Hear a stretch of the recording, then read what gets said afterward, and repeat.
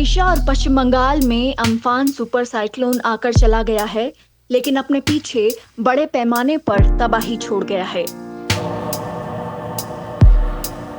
National media में Kolkata airport पर हुए नुकसान की खबरें छाई रहीं, लेकिन पश्चिम बंगाल के दूर दराज के इलाके बिजली के तार, मोबाइल टावर, कच्चे घाट टूटने से इतने प्रभावित हुए हैं कि अभी तक वहां हुए नुकसान का सही आकलन भी नहीं हो पाया है।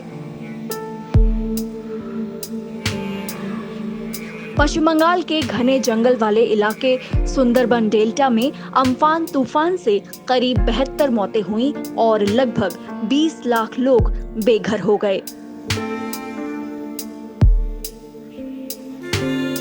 कई वनवासियों के पूरे जीवन की कमाई एक झटके में बर्बाद हो गई। कच्चे घरों की छतें उड़ गईं। मेरा नाम सुशांत रॉय है। आप देख सकते हैं कि मेरा घर पूरी तरह से तबाह हो चुका है। हमारे घर में 2 कमरे थे, दोनों ही तबाह हो चुके हैं। हमें सरकार से अभी तक कोई मदद नहीं मिली है। अगर सरकार से कुछ मिल जाता है तो घर बना लेंगे। आप सभी को हम ये दिखाना चाहते हैं कि कैसे तूफ़ान ने सब तबाह कर दिया है। जब तूफ़ान आया तो रात करीब 8:30 बजे हमारा घर पूरा हो गया।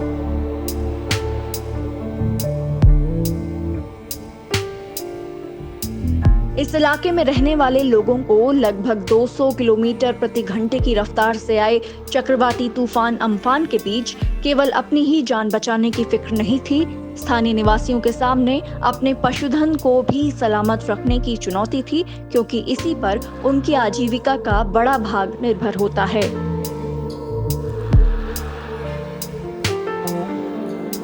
सुंदरबन के झारखाली इलाके में रहने वाले रामप्रसाद ने बताया कि जंगल का एक बड़ा इलाका तूफान से पहले और बाद हुई भारी बारिश के कारण पानी में डूब गया है।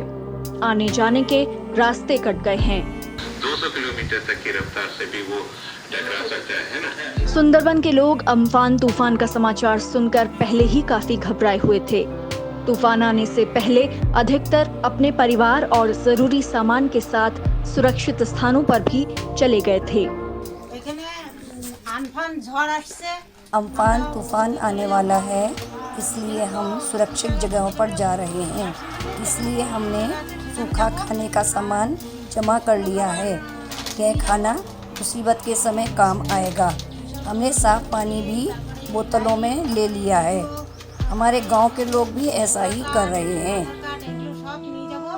प्रधानमंत्री नरेंद्र मोदी ने हाल ही में इलाके का हवाई दौरा कर लिया है और 1000 करोड़ की मदद का ऐलान किया है। राज्य सरकार से मुख्यमंत्री ममता बनर्जी ने चक्रवात अम्फान द्वारा मारे गए लोगों के परिवारों को लगभग 2.5 लाख रुपए के मुआवजे देने की घोषणा की है। देखना होगा कि इलाके में चक्रवात से उजड़े लाखों लोगों की जिंदगियां कब तक पटरी पर वापस आ पाएंगी।